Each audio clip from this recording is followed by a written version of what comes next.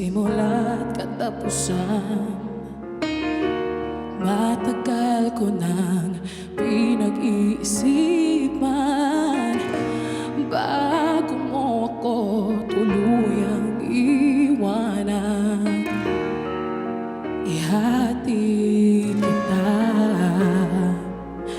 Naisip ko rin naman umalis na ng tuluyan, pero hindi kayang ikaw ay iwanan na walang paalam, alang-alang sa pinagsamahan. Ihatid kita dun sa lugar kung saan ka magiging masaya. Kahit na hindi ako kasama, ihatid kita. Walang mangungulit at wala rin magagalit. Huwag kang mag-alala.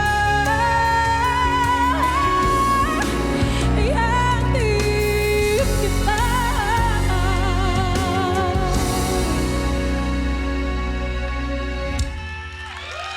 Thank you, Riel! Uy, grabe naman yun.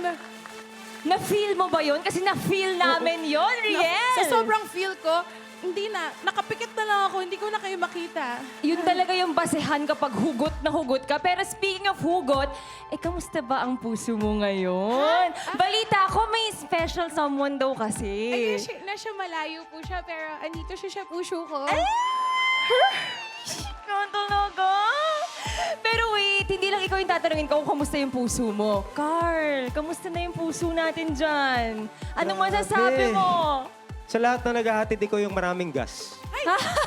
Nakapag-top up ako ng... Sobra, oo. As in, talagang hatid na hatid mo yung emosyon mula dyan hanggang dito, tumatagos. Yes. Ikaw, Hindi ko nga Japshay. napansin, nandyan pala kayo eh. May ano nga ako sasabihin eh. Natural sa mga kulot yung ano eh. Yung mga kulot-kulot. Kasi kulot din yung buhok ko. Natural eh. Tama. Hindi sa diaphragm kinukuha, sa hair follicle. Natural sa boses niya eh. Tapos kasing taas ng heels niya yung boses niya. Oo, di ba? Amazing. Good job. Grabe. Good job. Good Thank job. you. Sobrang ganda ng soul nung nabigay mo sa song. Soul. Thank you so much. Wow. De, tsaka kahit hanggang backstage, talagang tagos na tagos. Ramdam na ramdam namin. Salamat. Tinry ko naman. Eh, Siyempre, nandyan sila sa harap mo. Oh, syempre ba naman. Nasa harapan mo yung mga humuhugot talaga. Pero wait, tungkol saan naman yung hatid? Okay, so, nung nasulat ko to, nagja-jogging ako. Nagja-jogging ka? Tapos meron Okay. ako nakitang magjowa. Okay. Pero high school pa lang sila. So dahil bitter ako, sabi ko, sus, maghihiwalay din kayo. Okay. Tapos na-realize ko, darating ka sa panahon na ihahatid mo siya ng huling beses. Yung ihahatid mo siya pero hindi mo na siya susunduin ulit. Ay! Di ba? Grabe, mapanakit talaga. Hobby nyo manakit, no? Oo. I find joy. You find, kumikita kayo sa pananakit eh, no? Yes, yes. Oo, ganda. Kami naman, pinapakinggan naman namin. Tama. Tama, ganun talaga yun.